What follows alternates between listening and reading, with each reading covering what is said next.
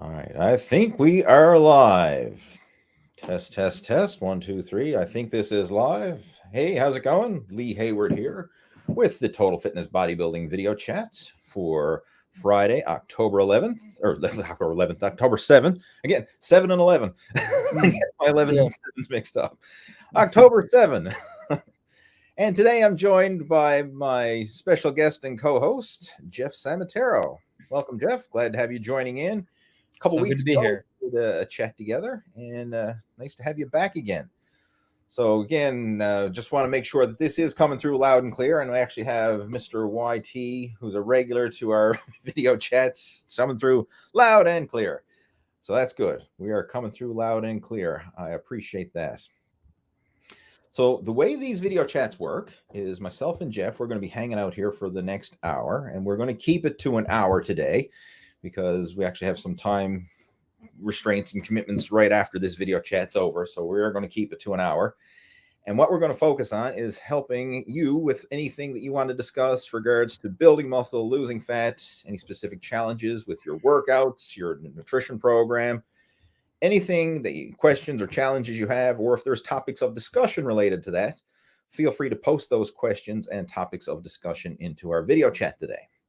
And I do acknowledge that today's video chat is a little earlier than normal because, again, we had to manipulate it to fit this in with both myself and Jeff's time schedule today. So I sent out a notification earlier on my Facebook, as well as I sent out an email. So hopefully you got notification of that. And even if you didn't, the replay will be posted up afterwards. So we got people joining in there. So guys, as you're joining in, feel free to type any questions or topics of discussion you have into our chat window. And how are things going with you these days, Jeff? So again, it's been a couple weeks since we did a chat together. How's the last couple weeks been for you? Yeah, things have been going great. Things at my new position at my work has been going really great. Mm-hmm. We've been making a lot of progress. Yeah. My workouts have been going really well. Been been very consistent with those. Haven't missed a workout. As I was even a little sick this week, just a little bit on Tuesday, just like a little 24-hour bug there, but That's still good. managed to get in all the workouts in, and nutrition was on point. So everything's been going really well. Solid. Oh, I'm glad to hear Yeah. that. Yeah. How about yourself? Things are going well for me. Today I hit a big milestone. I actually rolled over to 10,000 kilometers cycled this year. Wow. That's my personal best ever. As a lot of you have been following me, especially on social media and on Facebook and that, I'm sharing a lot of pictures of my cycling adventures, and that's something that I've been really focusing on a lot this year. But 10,000 kilometers I rolled over today during my ride.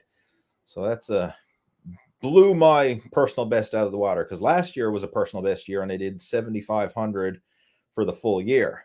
So here we are in October. I already got over 10,000. So I'm hoping to end the year, I'm thinking 12,000 kilometers, average 1,000 kilometers a month for the full year.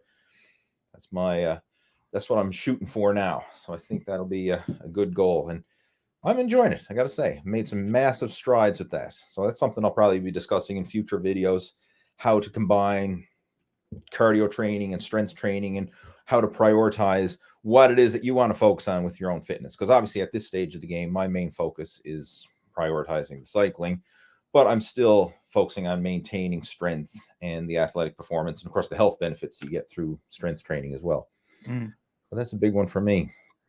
So we have people joining in, and just out of curiosity, is this coming through both on Facebook as well as YouTube? It should be. We should be airing this through the Total Fitness Bodybuilding Facebook page as well as on the YouTube channel.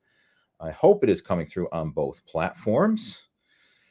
All right, I'm actually going to do a little check to see because I'm not 100% sure. This is a new system that myself and Jeff are using here now. And it is coming through on both platforms. Good stuff. All right, we'll close that out. All right, well, we got a couple questions that actually came through in advance, and I'm just going to address one of them right here. This one is I'm going to share the screen for us. This was sent in from a regular of our video chat. It is to Andrew. All right, is that coming through? Can we see that on the screen? I think we can. Yeah, I can see it. Yeah, Andrew is a regular.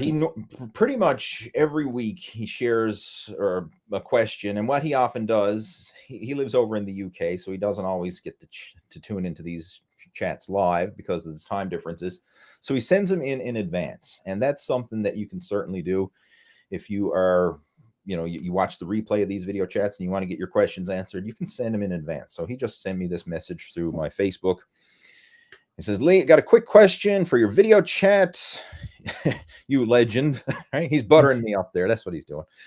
Anyway, yeah, you can butter me up all you like. I have no problem with that. He's not lying, Lee. He's not lying. He says he's currently doing a push-pull routine 4 days a week, but for the last year, his legs have gotten so much bigger, almost too big for his liking. That's a nice problem to have. Yeah. To a degree. I mean, it's better to have legs that are stronger versus legs that are weaker, because legs can be a stubborn area to build up. Anyway, he says his upper body is still, my upper body always used to be slightly bigger than my lower body, which I liked, as it always has made my upper body look bigger. But now I don't like how big they have become. I guess they meaning his legs. And I would rather my upper body get bigger and just train to maintain where my legs are at. Is training legs at a high intensity 1 day a week enough to maintain what I currently have built, training them 2 days a week? Put shortly, is 1 day a week on my legs enough to maintain the muscles? All right. And then he's buttering me up again with more comments there. Good old Lee Hayward, the OG of YouTube fitness. This is an interesting question. And first off, when you're looking at your overall development, what you're going to find is, after so long of training, like if you train all your major muscle groups in balance and proportion, certain areas are going to respond faster than others. And that's pretty much normal. Very few people are perfectly proportioned where everything responds in balance, right? Like you'll find certain areas will lag, certain areas will excel. And that's pretty common. Most people have strengths and weaknesses in their physique. Very few people are perfectly proportioned all around. Just curious, Jeff, have you noticed this yourself? Have you noticed any strengths or weaknesses or areas that respond better than others? Oh, yeah. Yeah, So absolutely. What are some for you, for example? So like I have very good shoulders and arms, Mm-hmm. and I have a good back too, upper back, lats, Mm-hmm. and for my legs I have good thighs, but I don't have very good glutes.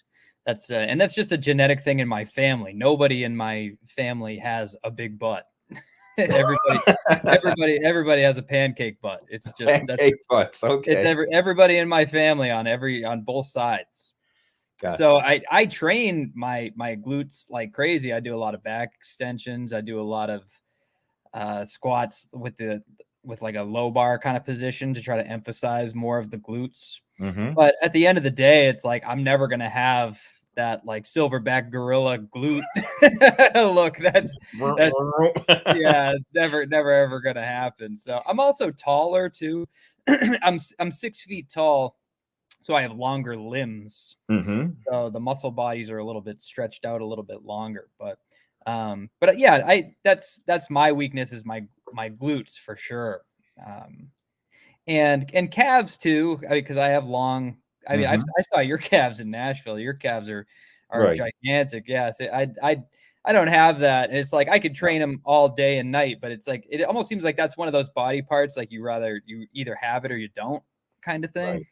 I mean, all muscle groups are that to an extent. There's the genetic component is certainly there, but I know what you mean. Like some you can build them bigger than others, and calves are a very stubborn body part. Like the genetics play a huge role, and it's hard to build big calves if you don't genetically have the muscle bellies and the tendon insertions and all that to develop them. But yeah, it's interesting that you mentioned that. And in my case, my upper body tends to lag behind, meaning arms and shoulders. Like you said arms and shoulders tend to be a strong body part for you, and Yeah. well, they certainly are. I can notice that when you're looking at your pictures. You see nice round shoulders. Your arms are well developed. They've always been a stubborn area for me. I've always had to really work hard for arms and shoulders, whereas chest, back, and legs tend to come easier. So in Andrew's case, he's noticing his legs are coming along easier.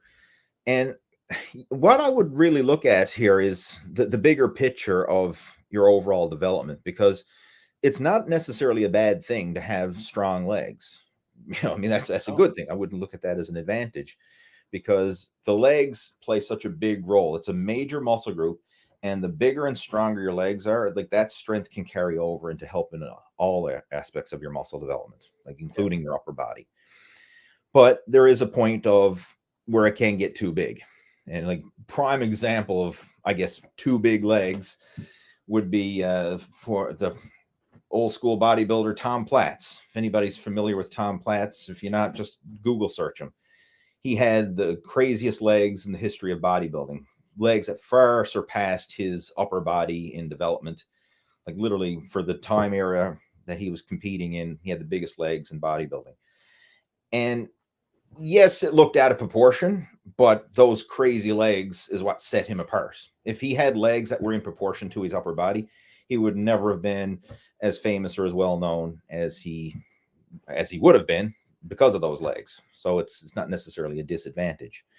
Now, from just general overall fitness, you can actually train your upper body more often than your legs. And there's really nothing wrong with doing that, because the legs take a lot of demanding workouts, right? I mean, I'm sure you noticed this yourself, Jeff. Like leg day is a hard day.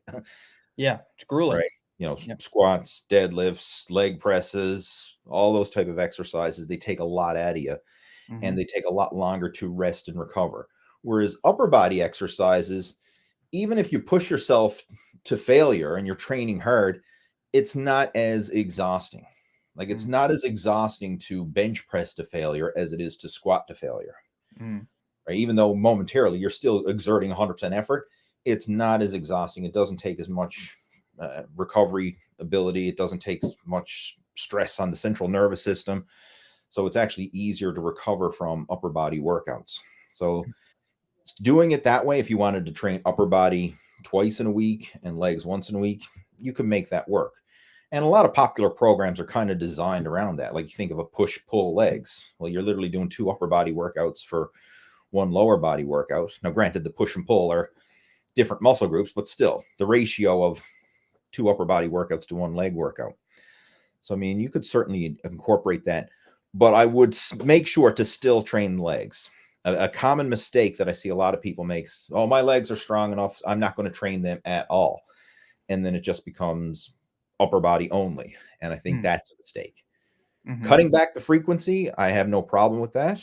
And I think you can certainly do it, but don't cut it out entirely. Still train at least 1 good leg workout a week. Still train that in a progressive overload fashion. Strive to still make progress, but do so in a way that you're trying to prioritize the upper body while still making slow, steady progress with the leg workouts. That's the way I would go about it. I don't know. Do you have any other thing that you'd like to add to that, Jeff?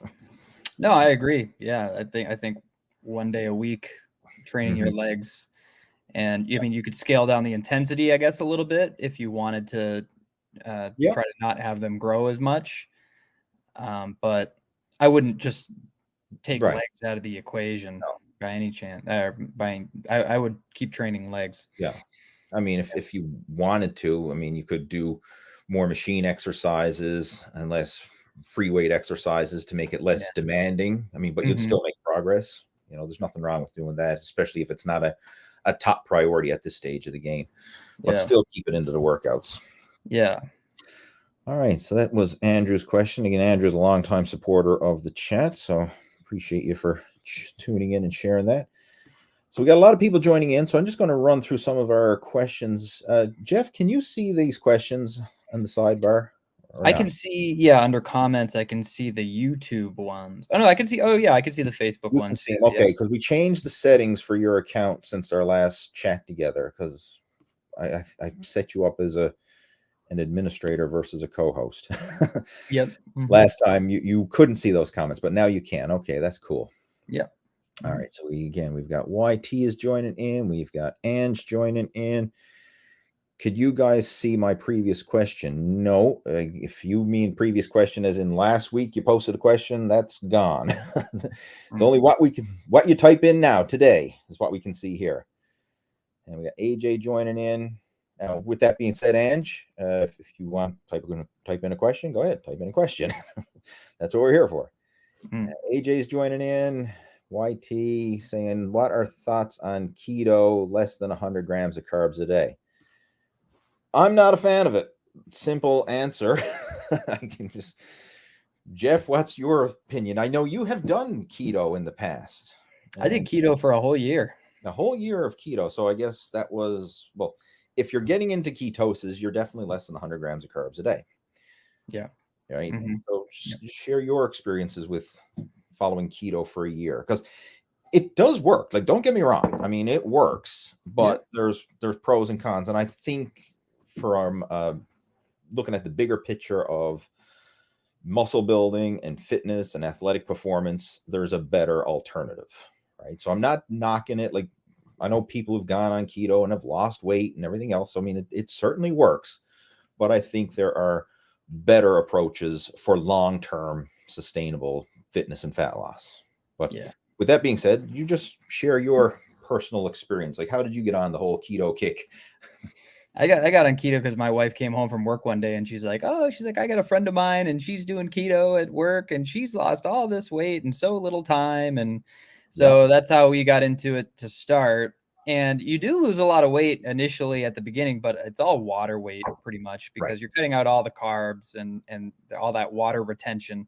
So it's very common to see someone get on keto and then they'll lose like 10 pounds, like almost like immediately. And then they think to themselves, oh, this must be really, really working. And but then as I started strength training though in the gym, not having the carbs in my system, I noticed like it was really hard for me to maintain energy, like consistent energy throughout the whole workout. I'd have a hard time getting a pump in the gym. That was another thing. I would just burn out like a lot quicker throughout the day. I know some people say that they have more energy throughout the day for it, but that wasn't the case for me. I would actually crash at one point during the day, and just kind of and then rely on caffeine to kind of bring me back into it. Sure. So I did it for a whole year, but I don't like it because like then you go to that's the kind of restrictive dieting that just gets annoying, because you go out for events and parties or family events and there's like bread and you can't eat bread, or there's things that you want that have carbs in them and you can't eat them. Fruit, like I love fruit. Why would I want to cut out fruit? No one's ever gotten fat by eating too much fruit, but there's carbs in it, so you can't eat it. But at the same time, you can eat butter and bacon and all that stuff as well.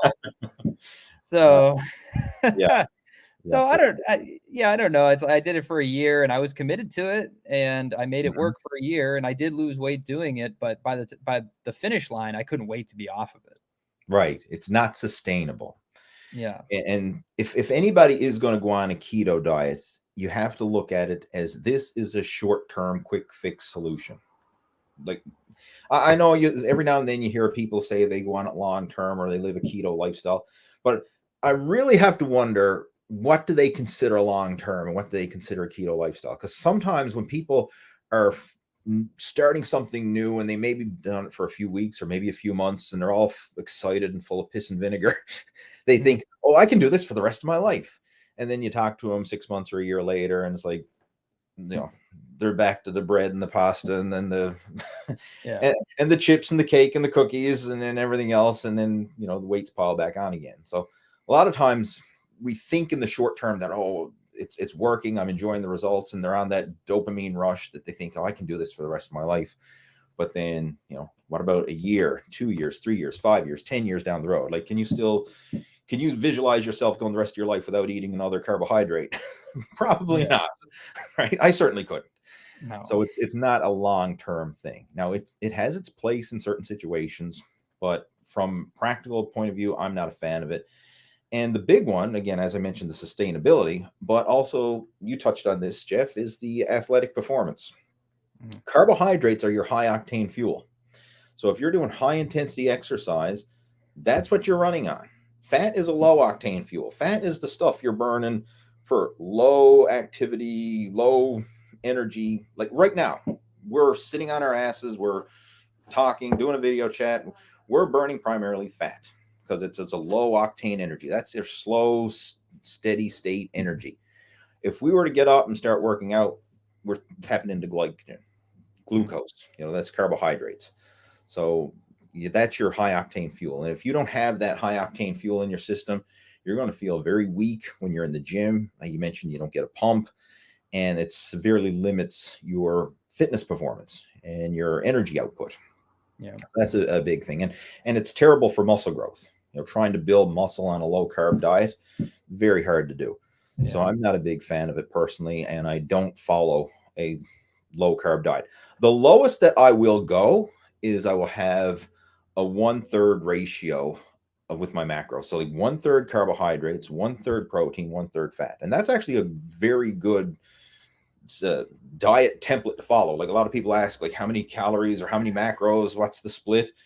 Try for a well-balanced diet. 30 of your calories from protein, 1/3 from carbs, 1/3 from fat. And that works really well. And I find when you eat a balanced diet, you avoid a lot of the pitfalls. You don't get the mood swings and the energy fluctuations and the ups and downs.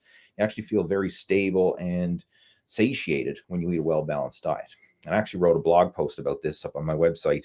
If you do a search for Lee Hayward, what's the best diet, you should find that. It's up on my main website, leehayward.com. Yeah. Yep. And another thing, seeing we're on the topic of that, we should mention, starting next weekend, we're actually going to be running a Lose Your Gut Challenge group. And I know some of you have probably done Lose Your Gut challenges with us in the past, because it's something that I've been doing for several years now. And I usually do at least a couple a year. I have been for the last, several years. But the Lose Your Gut Challenge is basically, it's a free virtual coaching program, all done through Facebook. And the way it works is it really goes into detail about how to lose your gut, primarily through optimizing your nutrition. Now, we still cover all topics, exercise and nutrition. But the big one, I would say about 80% of the content of the Lose Your Gut Challenge is how to optimize your nutrition and do so in a healthy and sustainable fashion where you can lose the fat and enjoy the process. And that's the big one, enjoying the process. So if anybody is interested in signing up for that, it's a free 5-day challenge. So basically free 5-day virtual coaching program. Head on over to leehayward.com, and the very first post up on that page goes into detail about the Lose Your Gut Challenge, what it is, how it works, and how you can sign up for it. And there's still some spots available. So if you're interested, head on over and sign up for that now, because we are limiting it. We're not, we have a limited space available for this program. So if you do want to jump on board with it, by all means do so. I know, Jeff, you've went through the Lose Your Gut Challenge. This will be like this will be like my 5th or 6th time going through the challenge. And let me tell you, every time I do it, I get something new out of it. So very excited to do it again. It's like a great refresher of the basics, but again, you're bound to pick up some new strategies. And a lot of times it's even not so much learning something new, but it may be learning something or relearning something that now you actually apply it. And that's a powerful thing. Yeah. I find like a lot of times we got all this information bouncing around inside our heads, but how much of that information are we actually utilizing and applying and internalizing into our daily routine? Probably not maximizing it. So the thing with the Lose Your Gut Challenge is we have built-in accountability tasks throughout the day. So it's not just a passive sit back and learn a bunch of stuff. It's an interactive challenge where you actually have to go through the challenge. Each day there will be an accountability task. You have to complete that accountability task to stay within the challenge. Failure to do so gets you booted out of the challenge. So it's an interactive thing to kind of force you to do what you should already be doing and taking those baby steps in the right direction. And I can tell you from all the things that I've done over the years, this hands down is like one of the most effective programs that I've ever put together. So I do encourage you, if you're interested in losing your gut and getting in shape, by all means, sign up for that Lose Your Gut Challenge. Starts next Friday. So we'll actually be talking about it next week on our video chat. All right, moving on. What else we got there? Kyle's joining in. He says, hi. Hi, Kyle. Arnold's joining in. He says, I train chest 4 days a week. Every time, same training, which means On a day, I do 3 flat bench, 3 incline, 3 decline bench, 3 sets of flies, and this every other day. Is that too much, or do we have any other question follow up, or I don't know if or not, maybe. or not, maybe I don't know, or just or. But I will answer the question. Yeah, I think that's too much. Yeah. 4 days a week of chest, like what else are you doing? Like Mm. what I'd like to know, what are you doing for back? What are you doing for shoulders? What are you doing for legs? What are you doing for arms? Like a lot of times when people start working out, they think of the show off muscles, right? They think chest, arms, abs, that's it. you know, Yeah. legs, back, rear delts, all these other muscle groups they're out of sight, out of mind. It's just chest, right? I want a big chest, so I'm going to train chest every day. And that to me is overkill for sure. Yeah. Yeah. Way overkill. Yeah. I would recommend training all your major muscle groups in balance and proportion. And personally, I like to do total body workouts, right? And the way I typically structure a total body workout is complementary movement patterns, meaning opposing movement patterns. So if I do a chest exercise, I'm going to follow it up with a back exercise. So horizontal press, horizontal pull, vertical press, vertical pull, bicep curl, tricep extension, leg curl, abdominal exercise, lower back exercise. I always think of working the body in balance. So I'm hitting opposing muscle groups, agonist and antagonist, that's also known as, and hit everything in balance and proportion. And that's usually how I structure my workouts. And I find that it works really well because nothing gets neglected that way. Yeah. How do you go about, like, what kind of structure are you following now, Jeff? I'm doing an upper lower split. Okay. Yeah. But I do probably like 8 sets of chest a week, maybe 8 to 12 Right. at most. But I don't even like a lot of people hit chest because they think it's going to have this massive impact on the way that their physique looks. But I think that the muscles that play the biggest role in your physique, like how you look, are mostly the muscles that get neglected, like your upper back, or your rear delts, or your hamstrings, or your Yep. glutes, or your lats. It's like the muscles you can't see when you look in the mirror. But those are the muscles that are going to play the biggest role in your physique development. Those are the larger muscle groups, like your shoulders, for instance, right? If you want to have bigger shoulders, you got to hit all 3 heads of the delts and not just the front delts all the time.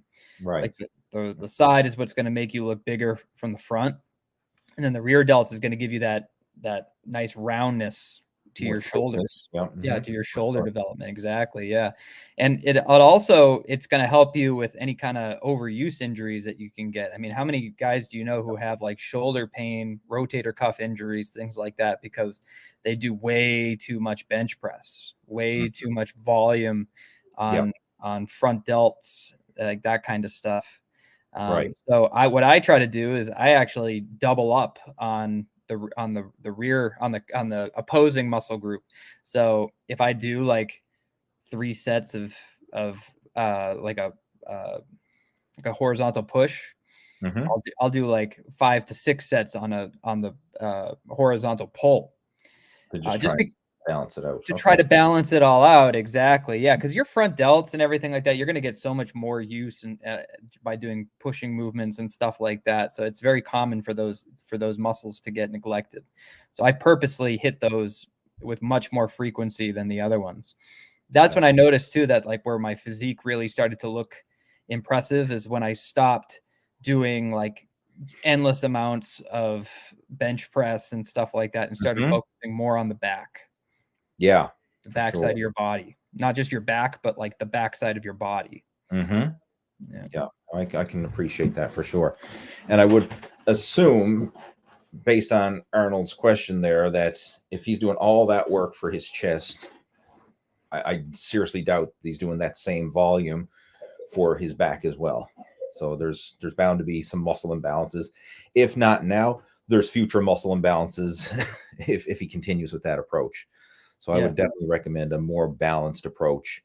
And the thing is you don't need to do like overkill, like all those different like flat benches and incline benches and decline benches, like I would choose one bench press variation, and then you can change it up. Like, I mean, maybe this workout you focus on the flat, the next one you focus on the incline. Like, you don't necessarily have to do it all in the same workout. Like, you can change it up as you go. And I personally like to do that myself. You know, maybe stick with one for a month and then change it up and do another exercise, another variation for a month, instead of trying to hit everything in one workout. We have Robert joining in. We've got Eric joining in. Says Robert, Eric. AJ is a regular to our chat. And says, have you ever had an issue with sleep? I've heard the more muscle you put on, it can potentially harder to sleep. What supplements or techniques have you used to improve sleep? Question. The more muscle you put on can be harder to sleep. This is something we kind of really need to break down and address. If somebody is very muscular, like massive pro bodybuilder, you know, elite level power lifter, football lineman, massive, a really big individual, like 250 plus pounds of mass, that can cause issues with regards to sleep apnea, because all that mass, when they're lying down, can restrict the airways. And it's very common actually to see very big athletes, bodybuilders, powerlifters, football players, etc., to have to use CPAP machines for sleep apnea, because they need to get that oxygen in their system. And when they're lying down, all that mass is closing off the airways and preventing proper airflow. So it's a common issue with people who are overweight from excess body fat, but it's also a common issue for people who are overweight with excess muscle. So it's the same problem sometimes. So I do know a lot of guys who are bigger bodybuilders who have to use the CPAP machines because of that. So that's one thing that can hinder sleep. Another thing, I mean, like, the sleep is a very a very touchy subject, because there's a lot of things that can hinder sleep. I mean, I'll just ask you, Jeff, like, do you have any issues with sleep or any specific strategies that you like to use? Yeah, let me tell you, one of the biggest ones is to turn off the devices about a half hour before you go to bed. Like, all that blue light that you get from your iPhone. Yeah. That can definitely, that stuff is designed to alert you, to keep you up. Definitely. And I'm trying to get my wife to turn off her iPhone. There's times I'm like trying to fall asleep and I look over and it's like the room's pitch dark and she's got the iPhone right up to her face like this. And then she's like, I don't know why I can't fall asleep. And it's like, what? Why do you think? So what I try to do is I try to turn it off 20 to 30 minutes before I go to bed. Sure. I spend some time foam rolling and doing some stretching, just some like light stretching. Like hamstring kind of stuff, the hip flexor stretches, things like that, lunges. And then I like to do some meditation actually before I go to bed. And this is something I've been doing recently, probably in the past, like, I don't know, month, 2 months or so. And I've noticed a huge improvement with my sleep quality. And then also just my awareness of my breathing in general. Okay. So I lie on my back, flat on my back. I have my knees bent. I keep one hand on my chest and one hand on my stomach. And I try to have the stomach hand, I can feel that expand coming up and down, and keep the chest from coming down. And it's helped in not just helping me sleep, but just in my calmness throughout the day. Like, I'm more aware of my breath when I'm conversing with people, when I'm dealing with stressful situations at work. When I'm playing my instrument at gigs too, that's another thing too. Like, I'm just much more calm when I play, instead of like, anxious and like breathing from the chest like that. When I lift in the gym too, I have more core strength. So paying attention to your breath, to your breathing, and doing some breathing exercises can really help calm you down and help you sleep. Yeah, that makes a huge difference for sure. And I mean, it's just something that I can certainly relate to as well. And one thing that I found, this was one of my coaches shared this one with me. If you have trouble falling asleep, a good tool to use is what's known as a reverse alarm. Now, we always use, like, well, we don't always, but most people set an alarm to wake up in the morning, right? So if you got to get up at a certain hour, you set an alarm so it goes off to get your ass out of bed. How about we use a reverse alarm to let us know when it's time to start getting ready for bed? And ideally, what you would do is set that for maybe an hour before. It'd be nice to give yourself some time to unwind, to turn off those electronic devices, and to get into whatever pre-bed ritual that you have to do. Whether it's like say turning off the devices, that's step one, because you want to get that artificial stimulation to a minimum. Dimming the lights. Maybe you got some sort of pre-bed routine you do. Maybe you get a shower or clean up, brush your teeth, whatever you got to do. Do all that kind of stuff, your whole routine, and get that process, like where you're mentally preparing yourself for sleep so you can start that process. And this is something that we've indirectly started doing with our son Harvey, because he's in school now, so he's on more of a regulated sleep schedule.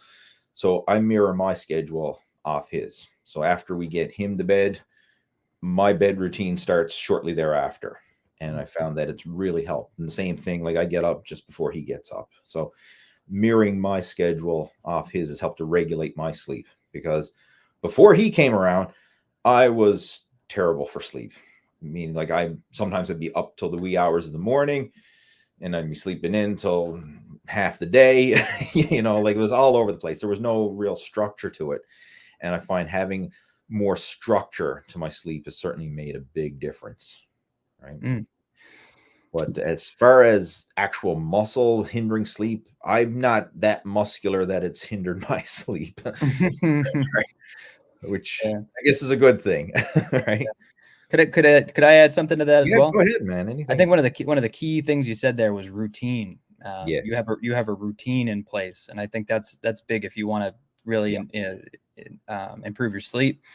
Try to get into a routine. If you go to bed the same time every single night, if possible, that really it turns into like just something you do every single day, and you'll get better at falling asleep. And another thing too is I sleep with earplugs in too, which I've noticed has helped a huge amount too in falling asleep too. Yeah, like trying to dull the senses, so you could put like my wife puts like a mask on, and she has the earplugs in, and that helps her as well.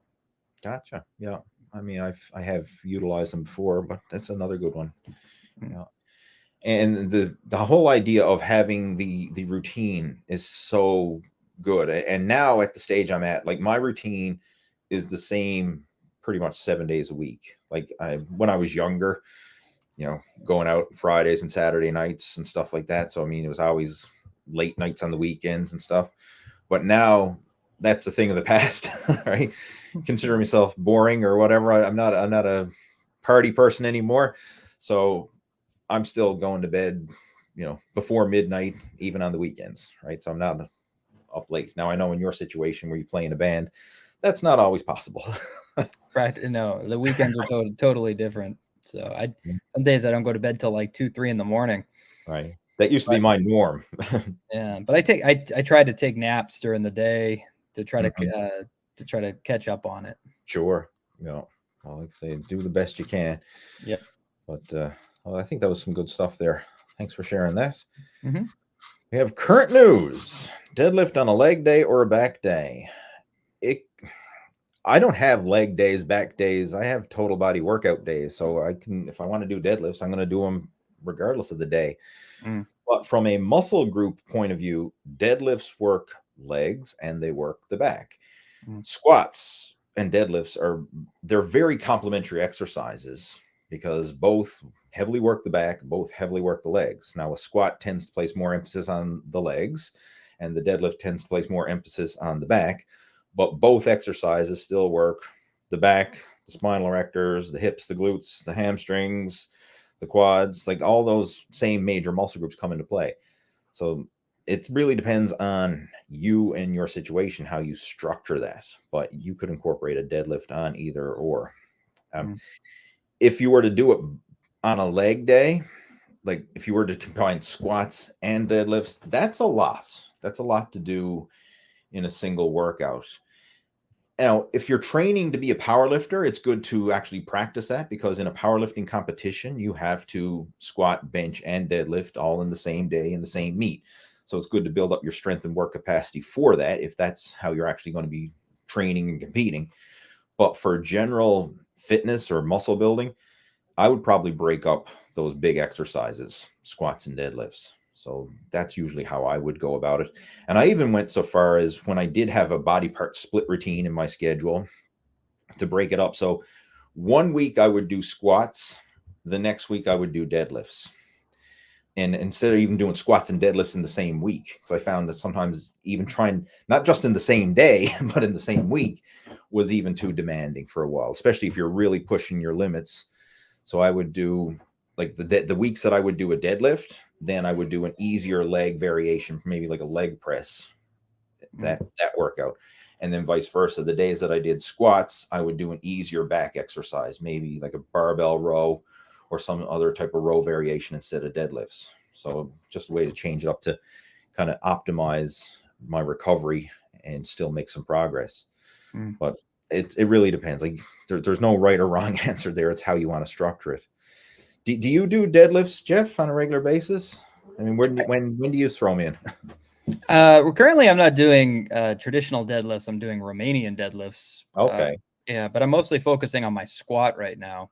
Gotcha. When I did do deadlifts, I would do them on my leg day. But yeah, just like you, I find that if I do squats and deadlifts in the same week, I'm just burnt.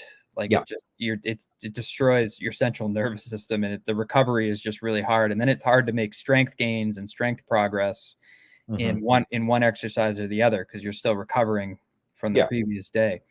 So what I try to do is I'll take one of those exercises and I'll just focus on that one exercise and just try to make strength progress in that one area instead of trying to instead of doing both. Because when you're doing both, it feels like you're not really going anywhere. You're just killing yourself and not actually making any noticeable progress. So I find when I just do one or the other, I see way more gains, way more progress that way. Sure. Okay. I appreciate it. Yeah. I mean, I can certainly relate to that. Yeah. But leg day, I would do it on leg day personally. That's just, I like it on leg day. All right. What else we got there? A second here now.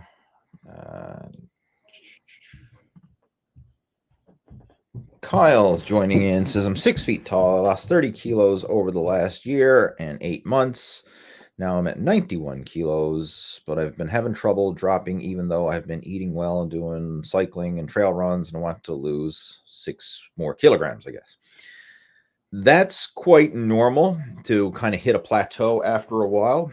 I mean, first off, congratulations on losing 30 kilograms. For those who are not using the metric system, that's 66 pounds, which is quite a substantial weight loss. I mean, Thank you for that, Lee. Thank you.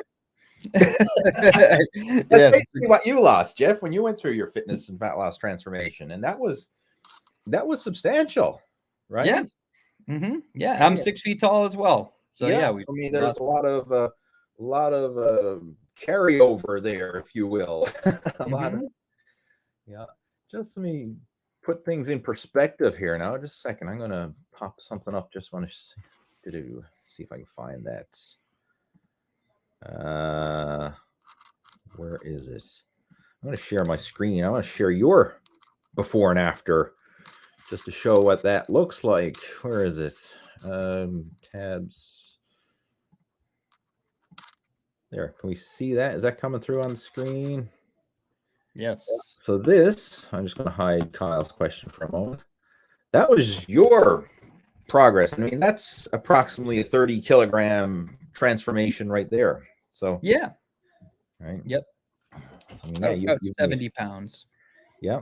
So yeah, you've lost a lot of weight. So, and I mean, made an amazing transformation. But I'm sure even as you went through that, it wasn't all steady progress. There was some ups and downs and plateaus and everything along the way. I mean, like just share that. Like, how did it go for you? Yeah. No, there are ups and downs for sure. And it's not a linear process. And I think tracking data is a good idea. So what I would do is every morning I would weigh myself and I would jot it down in a notebook, and I would do it before bed as well. And then after 2 weeks, I would take those numbers, I would add them all together and then find the average of what my weight was for those 2 weeks. And then that would be the number. And then I would just keep collecting data just to see that I was the trend was that I was losing weight. Like, because you don't lose it. Like one day you'll wake up, you'll be like 2 pounds heavier than you were the day before. And then wake up the next day, you'll be 4 pounds lighter than you were before. So finding the average is the best way to get more of a realistic idea of kind of what you've lost. So having that is good. Taking progress photos is also really good. So you can see if you're moving in the right direction. But yeah, I know I hit a plateau at some point in there. But then when you hit plateaus, you got to kind of go and dive in a little deeper with a microscope, your diet, and see like where are the things that maybe I could cut back a little bit on, like things like oils and butters and sauces and fats and things like that. You could cut back to try to cut plateaus. But I think I think most people get into that a little too soon. Like, you should just be more patient and just realize that it's a marathon, and it isn't a sprint. And definitely, like you always used to tell me when I was going through the program, like, you didn't put all that weight on overnight. You're not going to lose it all overnight. So just be patient and just trust the process. And exactly, yeah. Like in Kyle's case, okay, he's lost this weight in the past year and 8 months, so 20 months, right? He's lost this weight. It took him a lot longer than 20 months to put it on. Right? Like I always say to people, imagine you gained weight as fast as you lost weight, right? Like when you're not focusing on your diet and exercise, imagine the weight piled on as fast as when you are focusing on it. And I mean, like, that would be scary. So yes, he's into a plateau right now, but I wouldn't be alarmed by it. Like, just ride it out, because sometimes for whatever reason, this may be just a new set point your body's adapting to. And sometimes even without changing anything, you just kind of wait it out, be more consistent, like give it another month and see what happens. And you may hit another personal best. You might drop another kilo over that next month. But just kind of consistency over the long term. Like, that's the most important thing, instead of always stressing over it. Now, if you do go a prolonged period of time, let's just say he goes a couple months and his weight is still, stuck at that 91 kilogram range and is not budging. Like, it may go up, may go down a little bit, but it's still averaging 91 kilos like a month or two down the road from now. Then that's when you can really, like, okay, let's do a deeper dive and see, like, break out, MyFitnessPal or whatever calorie tracking app you like to use, and actually see, what are you consuming? Write it down, record it. And sometimes you'll be surprised at, the foods. And maybe it's not necessarily that you're doing anything wrong. It could be just the portions need to be scaled back. Sometimes you could be eating healthy, doing all the right things, but we just need to scale back the portions ever so slightly. Or it may be like simple things that you're not aware of, like the cooking oil or the butter, or whatever that you may be adding to your foods. Like, I'll give you a prime example. One of the guys in our Muscle After 40 program, Reggie, he was in a similar situation. He's like, I'm working out, I'm eating healthy and all that, and he's struggling. And then when we kind of did a deeper dive, found out that one of his vices, his crutches, he loves cashews. And throughout the day, 2 or 3 times a day, he'd grab a handful of cashews, just out of the jar and just start munching on these cashews. And I like, you realize every handful of cashews, like, that's 200 to 300 calories that you're eating just in that little mindless, innocent handful of cashews that you're popping. And he'd do that 2 or 3 times a day. So I'm like, you're easily consuming an extra 500 calories a day just from cashews alone. And how it happened is he ran out of cashews and he didn't buy any more, because when he finally scraped that last handful of cashews out of the jar, he didn't buy another one. And then when we had a recent coaching call, he said, man, my weight's been moving in the right direction over the last few weeks, right? I've dropped weight. And I said, well, what have you been doing different? I ran out of cashews. So it could be as simple as that, right? It really could. It's such a fine line. Like, once you get a system in place and you've got the fundamentals, like you're eating healthy, you're exercising regularly, like this is part of your routine. Like, once all that's taken care of, then it's just finding these few little variables. And sometimes it could be as simple as literally just cutting back a few hundred calories a day. That could mean the difference between stuck in a plateau and making progress. Yeah. So that I would first off just be patient, wait it out and see what happens, but also be mindful of all those little extra things that you're doing. Right. It's always easier to just scale back the food ever so slightly than it is to exercise more. Right. So that's where I would focus on. And if you want some help with this, Kyle, feel free to join in for the Lose Your Gut Challenge that we're having next week. Even though I'm sure you've got a lot of these fundamentals mastered already in the process of losing 30 kilograms, but you're bound to pick up a few new strategies along the way. All right, moving on. Let's see what else we got. Sandy is joining us. Can one benefit splitting up quads and hammies into 2 days? Yes, you can. I personally don't, but I know some people like to go all out. I was actually talking to one of the female bodybuilders that trains at our gym, and this is something that back when I was competing in bodybuilding, I've never ever heard of this before, but it's now like a common thing, especially among female bodybuilders. Not just do you have like back day, leg day, chest day, whatever, but they're breaking it up. They have a glute day. Like maybe Jeff, you want to get rid of that pancake butt of yours. That's what I haven't been doing that I need to be doing. You need a glute day. So I mean, like this, there was no such thing as a glute day back. I mean, it was legs. Like you train your legs. I mean, indirectly you're training your glutes. Like it was all together. But I was actually chatting to her, like she was, like, hey, what are you working today? And she was talking about what she was planning on training. And today was glute day. And I'm thinking, you mean you go into the gym and just train your ass? Like, yep, all glute specific exercises.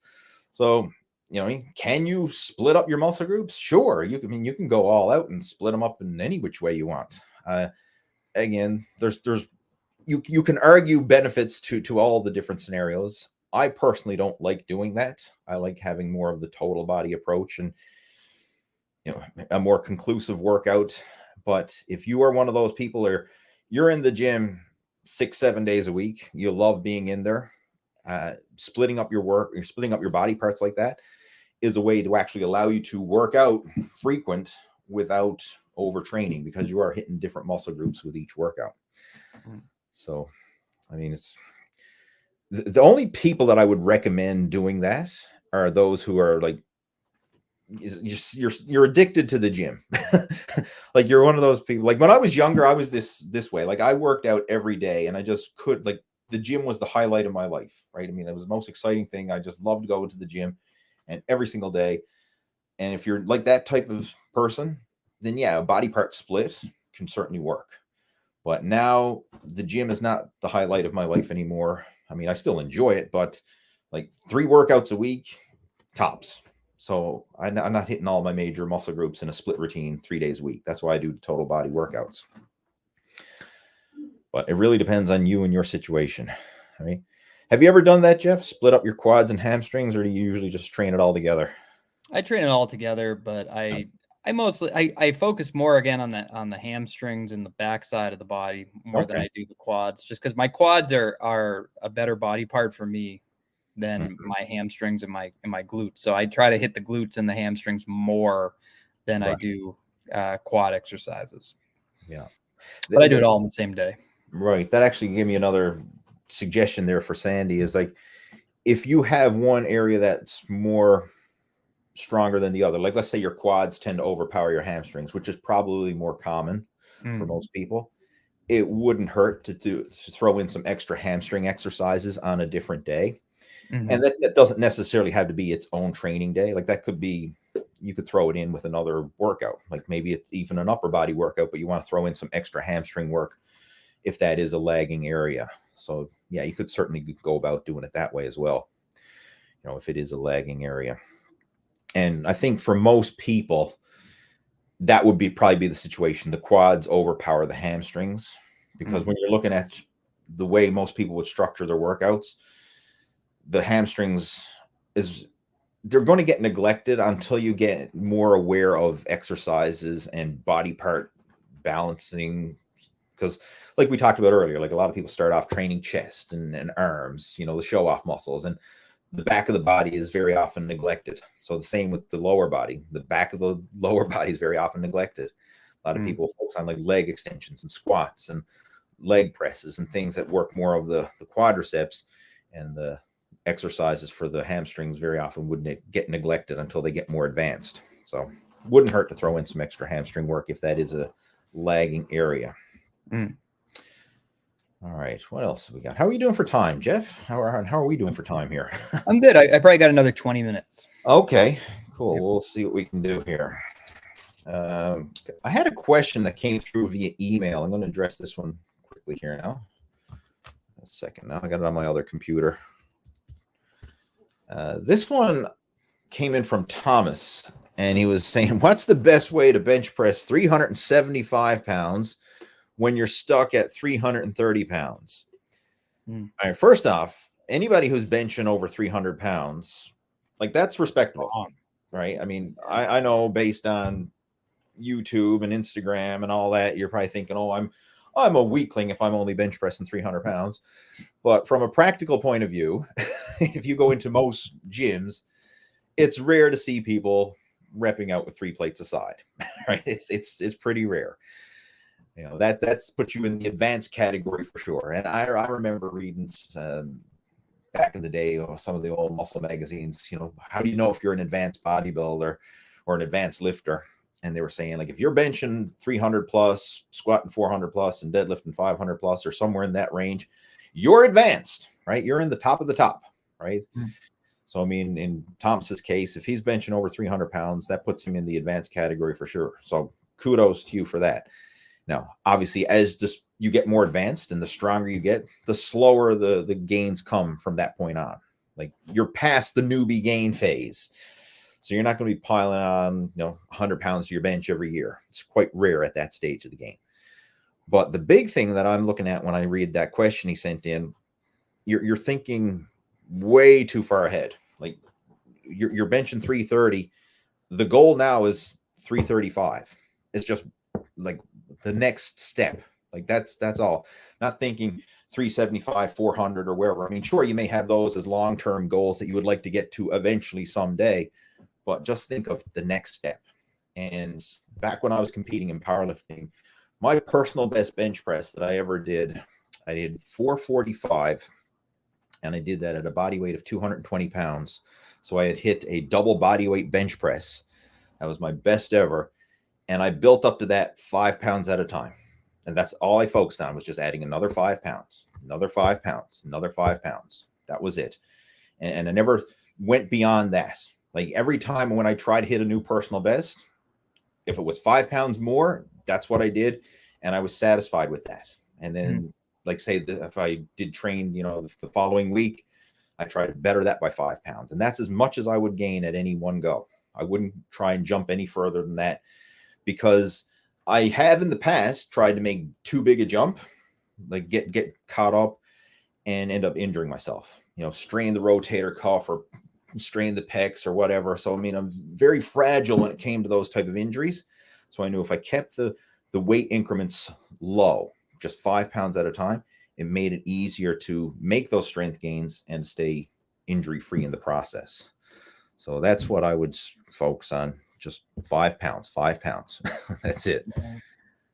How do you go about it, Jeff? Because I know we were talking about this earlier. Like, you said you were making some good gains and actually hit some personal bests in certain exercises over the past few weeks. So, like, what are some of the lifts that you've made some gains with recently? Weighted pull-ups, overhead pressing, seated overhead pressing. Yeah. Also with my squat, I've been making some progress with my squat as well. Okay. Yeah, but I look for, just like you said, I look for smaller increments of progress. So, like, adding an additional rep, I actually do micro plates for those for the big compound lifts. Yeah, like add a half a pound. Did you get that off Amazon, the micro plates? I did. Yeah, I got that off of your recommendation, actually. Yeah, I've seen those before. Yeah, when I was doing my bench press, trying to make improvements with my bench. Yeah, it is smart. Yeah, because you don't even notice the increase in, like, half a pound, 1 pound. But then before you know it, you've went up 5 pounds on your bench or your squat or something like that. And then it's like, that's actually a huge amount of progress, making 5 pounds. Absolutely. when you're getting up to those big numbers like that, like what did you say he was benching? 305? He's currently benching 330 right now. 330. That's insanely strong. Yeah. Yeah. I mean, when you said that that's very rare to see someone benching 330, I'd say it's very rare to see anybody benching 225.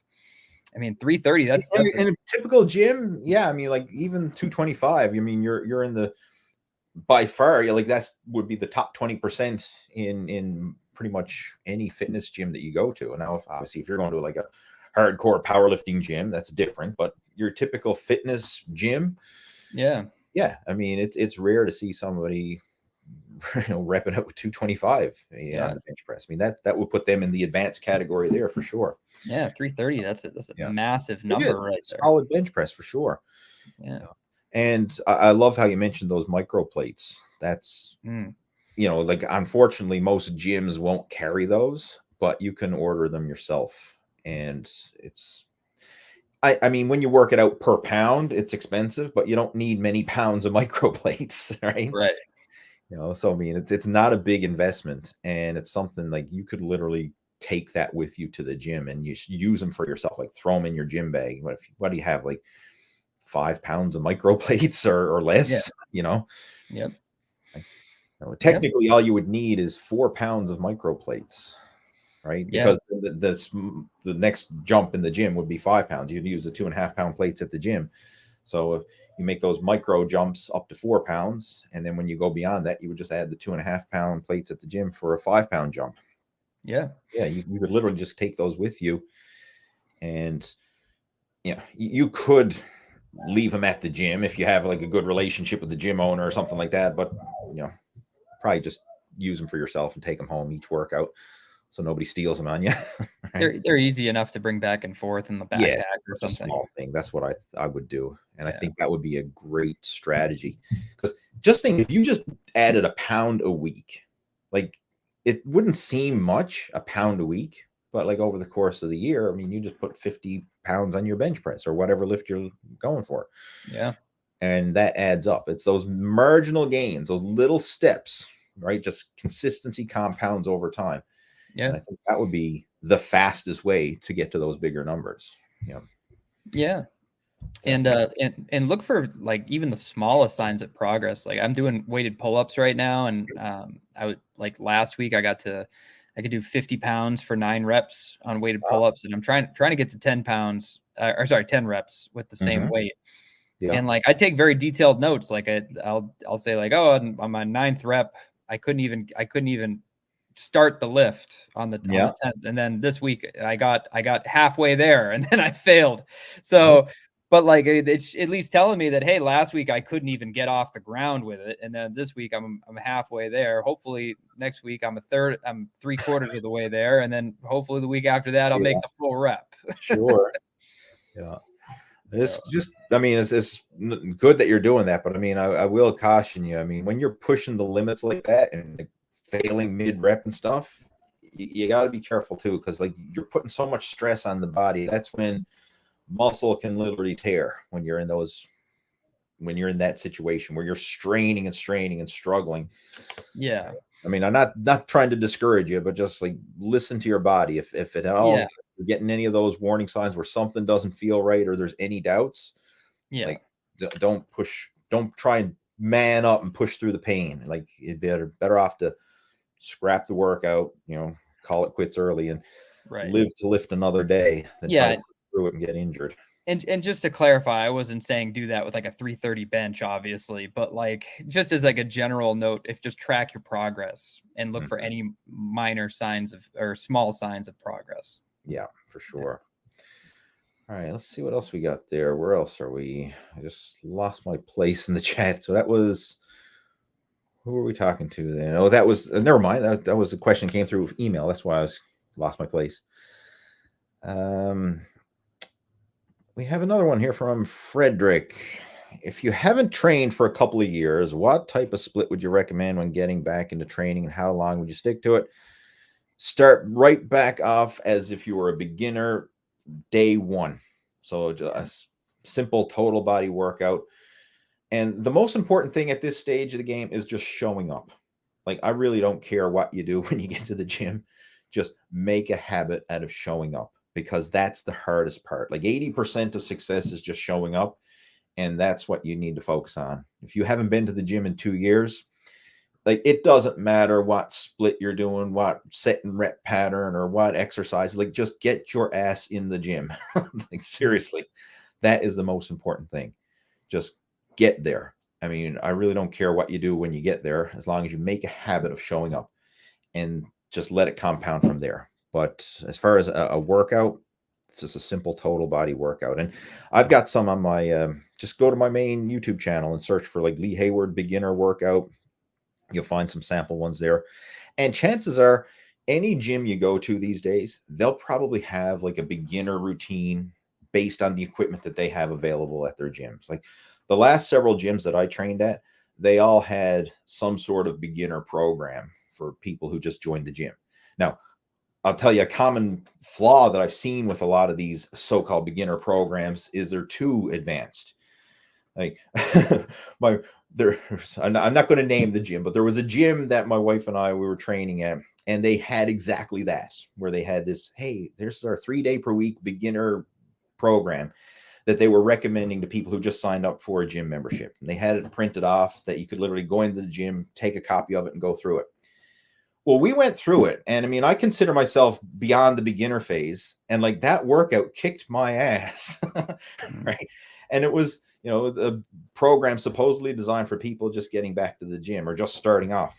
So sometimes when people are writing out programs, it's not always, they're just throwing out exercises and they want to make sure that they don't neglect anything and throwing in every exercise and every angle.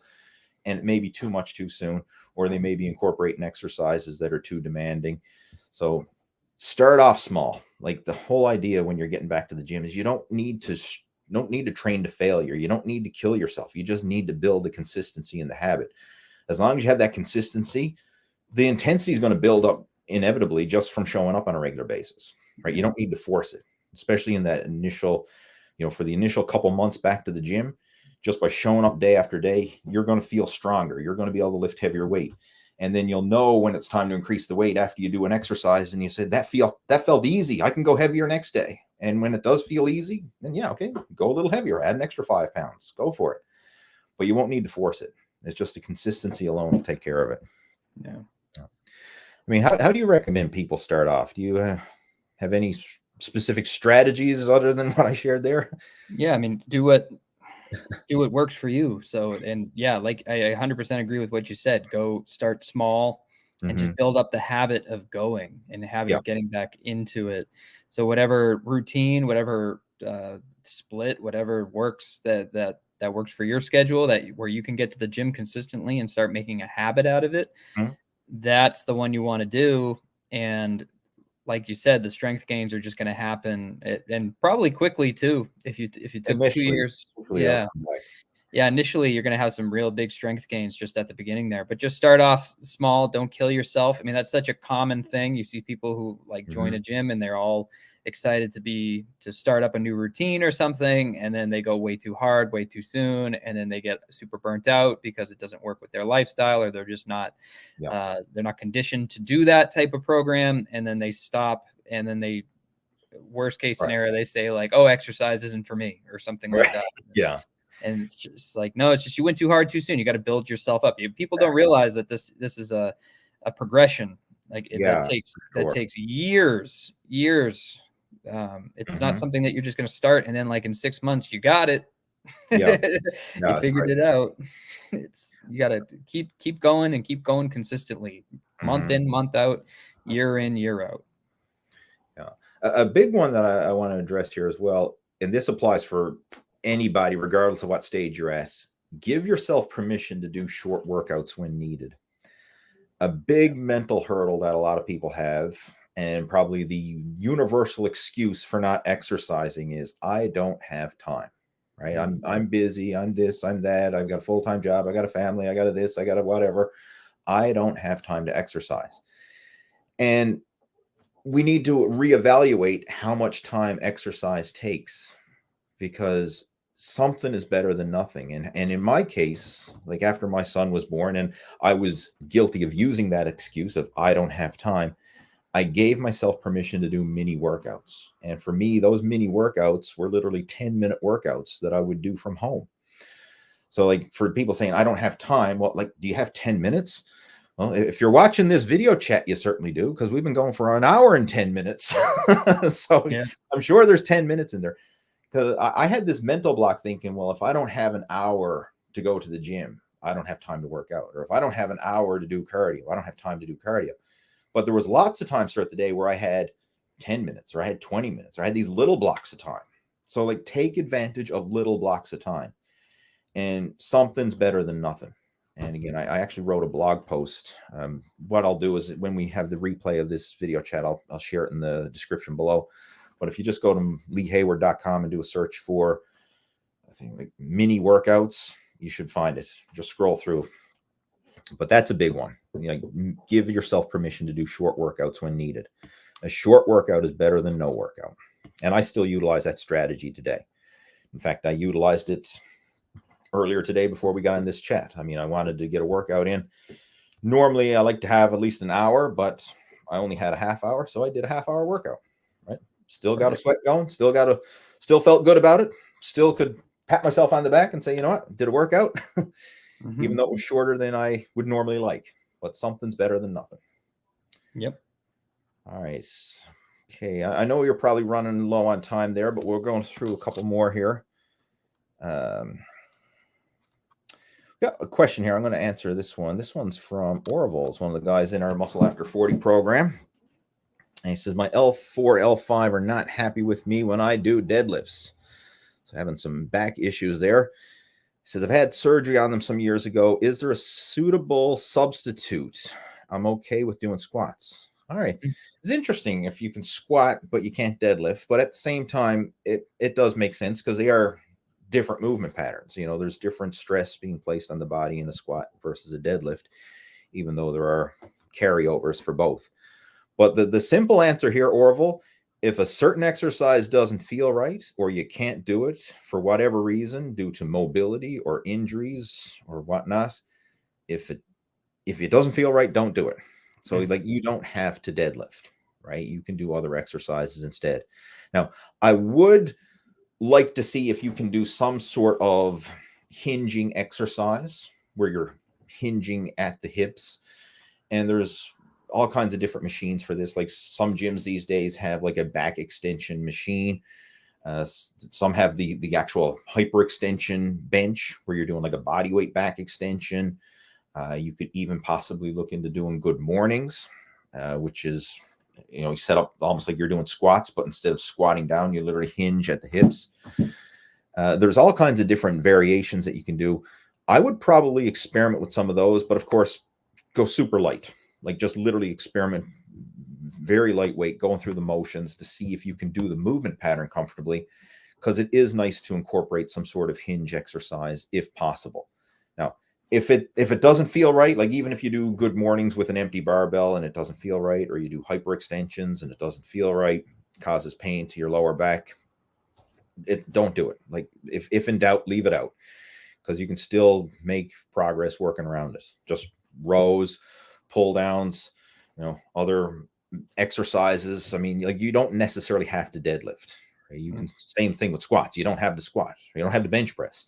Right? I mean, I know squats, benches, and deadlifts, the 3 core power lifts. I mean, they are great exercises, but if for some reason you can't do them, it's okay. It ain't the end of the world. You can still make progress without those. Yeah.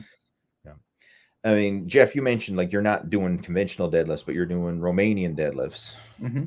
So, I mean, that's something else you can look into as well, like maybe a different deadlift variation, because I'll give you an example. Like some people can't do conventional deadlifts, but they can do sumo deadlifts, or they might not be able to do a deadlift off the floor, but they might be able to do a power rack lockout, or they might not be able to do a conventional deadlift, but they can do a Romanian deadlift. So you could probably play around with the exercise variation and find something that works more comfortably for your body type and your mobility. But even then, if it doesn't feel right, like don't sweat it. Just make sure that you work in the other areas of your back instead. Yeah. No. Do you want to add? To this? Yeah. You know, when I was doing deadlifts, I always found that I was more comfortable doing a trap bar deadlift than a Nice. de- than a Yeah, deadlift with the bar in front of me. I think it's because when the bar is in front of you, there's some variable there where like the bar could kind of drift out a little bit from your midfoot, and then absolutely. and Hmm. that can put a lot of stress on your lower back. So when you do a trap bar deadlift, the handles are by your side, Yeah, and the weight is more centered with the center of your balance, the center of your body. absolutely. Your Yeah, your upper body is in a more upright position. You don't have to bend over as far at the waist to do a trap bar deadlift. So yeah, that's a great point. So I mean that might be a variation if you have access to a trap bar. And if you're not familiar with what a trap bar is, just Google search it. But basically, it's like a hexagon shaped bar that you actually stand in the middle of. So it's hmm, not a barbell in front of you like a straight bar. You're actually standing in the middle of it, and there's handles on the sides. So yeah. that's a great point. Yeah, I because it keeps your body more upright. Yeah, I bought one for my home gym and I love it. I use shrugs with the trap bar, farmers walks with the trap bar. Okay. Yep. Yeah, you can even do rows like with the Hmm. trap bar. It's a really great addition Yeah. and something you should definitely check out, especially if you have lower back problems. Hmm. And most trap bars are heavier than this typical 45-pound gym barbell. So just be aware of that. Yeah. You're going to be lifting more weight. Like if you're adding up the plates, right? If 245s on each side of a trap bar is heavier than 135 pounds. Yeah. Yeah, Yep.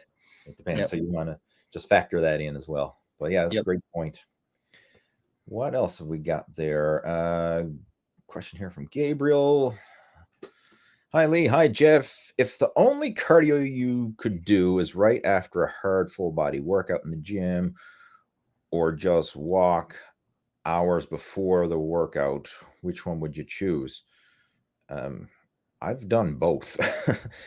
Whatever fits your schedule that day. I mean, with that being said, if I'm doing a cardio session after a hard weight training session, then chances are it's going to be an easy, low intensity cardio session. And it's just kind of there to get some extra activity, burn some extra calories. Like I wouldn't be doing high intensity intervals or pushing myself with some crazy cardio session after a hard weight training session because I just physically don't have the energy. So it would be a low intensity cardio session. Mm. Uh, on the days where I do high intensity cardio, it's separated. Like I don't do weight training and high intensity cardio back to back, or like I separate them in two different workouts. But if I am doing them both together, it would be low intensity cardio. How about you, Jeff? Like, how do you squeeze in cardio and weight training?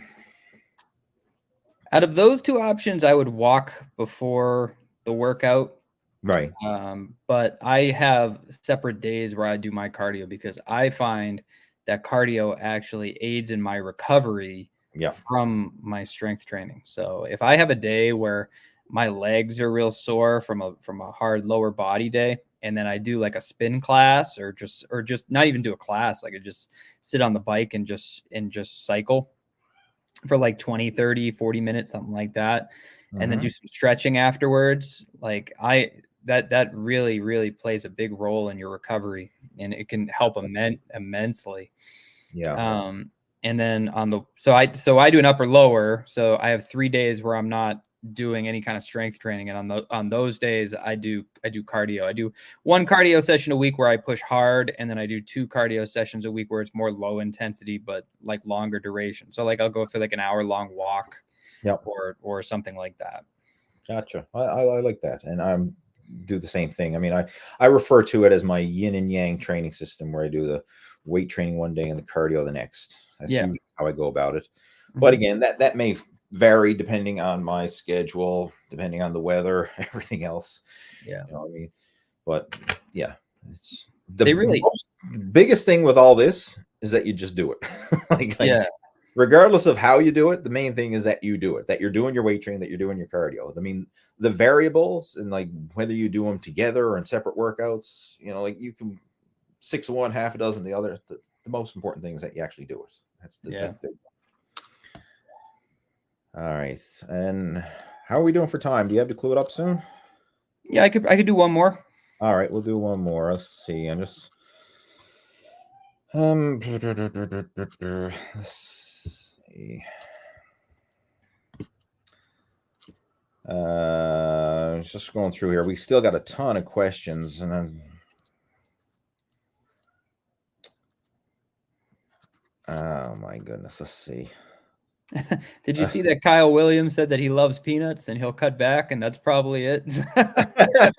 Well, glad we touched there you on go. Yeah, okay, I'll just pop that one up real quick. Yeah, that's one. Yeah, that. so he heard about the cashew example. Well, guess what? Peanuts and cashews pretty similar, right? You know, calorie wise. So yeah, if you're snacking on peanuts, that could be your, you know, that could be just enough calories to limit the fat loss progression, and you've cut back on that. That could be enough to tip the scale in favor of further fat loss. Oh, I got a question here. Let's see. I'm gonna throw this one in. Alberto, he actually emailed me on Messenger saying, I asked you a question yesterday about what do you think about deloading, even if you aren't tired. And I did basically kind of answer him quickly in Messenger, but we hear a lot of this stuff about deloads, like a lot of fitness gurus saying, oh, you got to go through deload phases and blah, blah, blah. And here he is, he's thinking, okay, well, when do I do a deload? You do a deload, and let's even back up further. What is a deload? Deload is simply a lower intensity training phase. So if you're constantly pushing yourself hard and consistent, and you're getting to the point where you're feeling a bit burnt out, you're feeling the symptoms of overtraining, deloading is simply scaling back, doing easier workouts or shorter workouts so that you're still working out, but you're not pushing the limits. You're not taxing your body as much. You're not stressing your recovery as much, but you're still keeping active. So active recovery, deload. That's basically what it is. And his question was, he was going through a deload phase, but he says, like, I don't need it. He says, like, I'm still feeling strong. I'm still got lots of energy, still making progress. And he's like, when should I deload? And like, you don't need it. Like, your body will tell you if you need deload.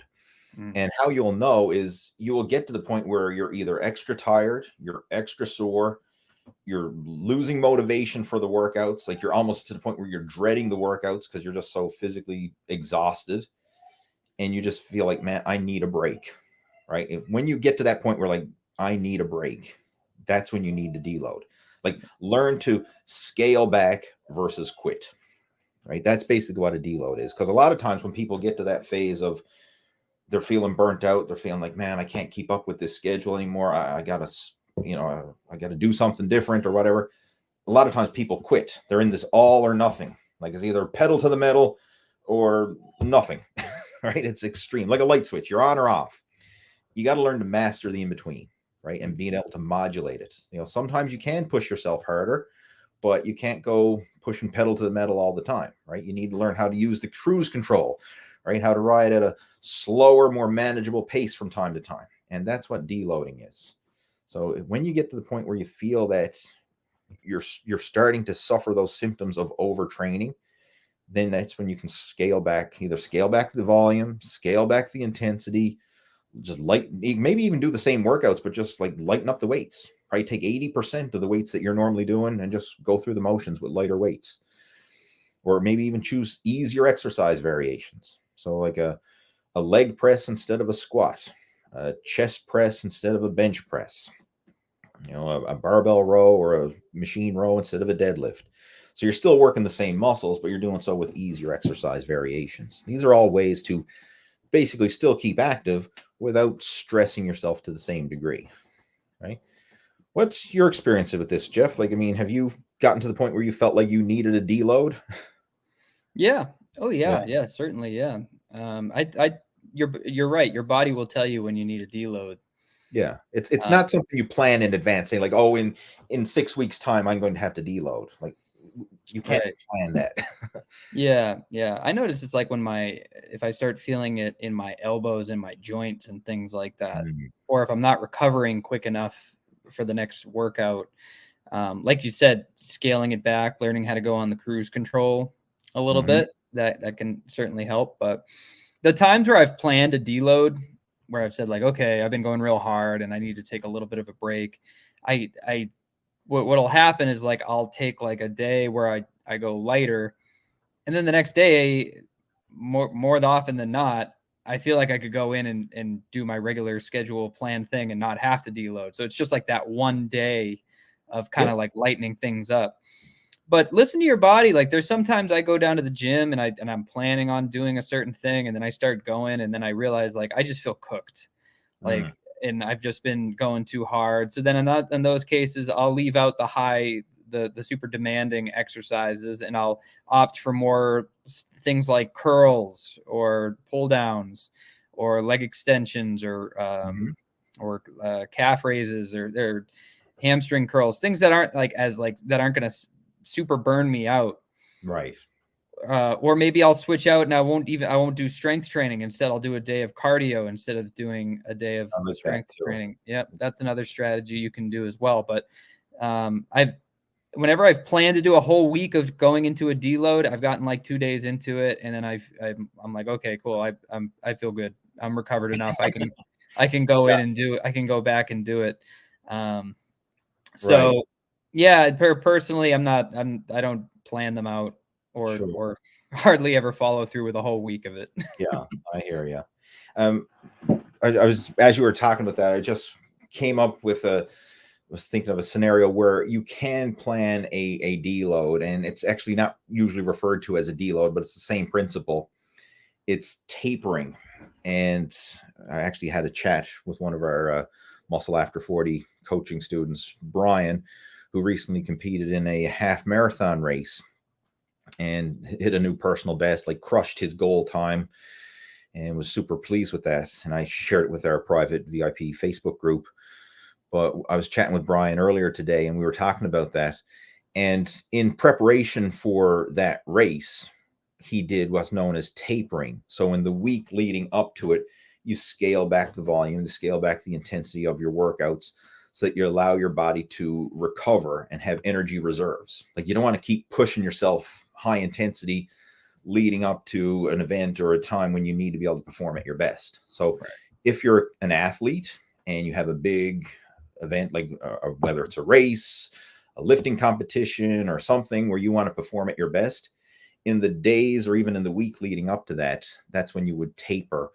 And you would still train, but just train at a lower intensity, not draining and not emptying the tank during those workouts, so that you feel rested and recovered for when you want to be able to perform at your best. Yeah. So that's a strategy when you could plan a deload / taper, however you want to refer to it. But for most people who are just working out for general health and fitness, like you're not a competitive athlete or anything like that, you just want to get better over time, then you don't necessarily have to plan them out. You can just listen to your body and adjust it accordingly. And if you stay on top of it, a lot of times what you just suggested, Jeff, like, when you're feeling a bit burnt out, sometimes you only need a day or two of rest or a day or two of easy workouts. And then that may be enough to allow your body to feel better again. Because it may not always be you're overtrained from the workouts. Maybe you had some stressful day at work, or maybe you're going through some stressful situations at home, or some family issues, or maybe you've had poor sleep for whatever reason. It could be other outside factors. And once you just catch up on some of that sleep or give your body a day or two of rest and recovery, you're back to normal again, and you can continue on with your routine. So it doesn't always have to be this big, grand, structured deload phase. Sometimes it's just, hey, take it easy for a day or two and then go back at it again. But the big one is listening to your body, and of course the consistency. That's like all this stuff. Without consistency, nothing matters, right? Like we could have all the planned out workouts, splits, sets, reps, calories, macros, blah blah blah. You could have it all, the perfectly planned workouts sent from the higher power from up above. And if you're not consistent with it, it ain't going to mean diddly squat. Consistency is the most important thing with all this. Yep. Absolutely. All right. Well, I guess there are still some questions that we didn't address, but we addressed a lot of them, and I think we covered some great ones. But we're going to get ready and clue this up, because I know you got to actually get ready. You got a gig tonight, I believe, don't you? I do, yes. Where are you playing tonight? I am playing in Hampton, New Hampshire at the Smutty Nose Brewery. The Smutty Nose Brewery. So if anyone's in Hampton and feeling like wanting to go see Jeff play, and you're wanting to go to the smutty nose. Who knows, right? We might have somebody who's in that area now wants to head on over. Who knows? Yeah, come up and say hi. Yeah, right? Get love on to over. see you. Jeff will be playing there, right? Jeff's the drummer in the band, the conniption fits. All right, so we're going to clue it up, guys. Hopefully you enjoyed the video chats. I always enjoy it. And again, thanks again, Jeff, for joining in. Much appreciated. You certainly help add to these video chats. I appreciate your insights. So what we'll do now is we'll have the replay of this posted up over the weekend. I'll get that posted up with all the timestamps. And just a heads up again, next weekend, we are doing a Lose Your Gut Challenge. So it's a free 5-day Lose Your Gut Challenge. And it's basically a virtual coaching program showing you how to optimize your fitness and nutrition to lose the gut, get back in shape, and to enjoy the process without feeling like you're suffering it out on an extreme diet. So if that's something you're interested in, you want to participate, just head on over to my website at leehayward.com, and there's a link. First blog post on that website goes into detail about the Lose Your Gut Challenge, what it is, and how you can register for it. So if you want to participate in that, myself and Jeff, we're going to be going through it. You're welcome to join us. There's still spots available. All right. So with that being said, I'm going to get ready and clue it up. And thanks for joining. Appreciate the support. And we'll be back here same time. Well, not necessarily the same time, but next Friday we'll be back again. I'll make a post earlier to let you know the exact time, but I'll let you know in advance. But then we'll be back next week. Take care. Over and out.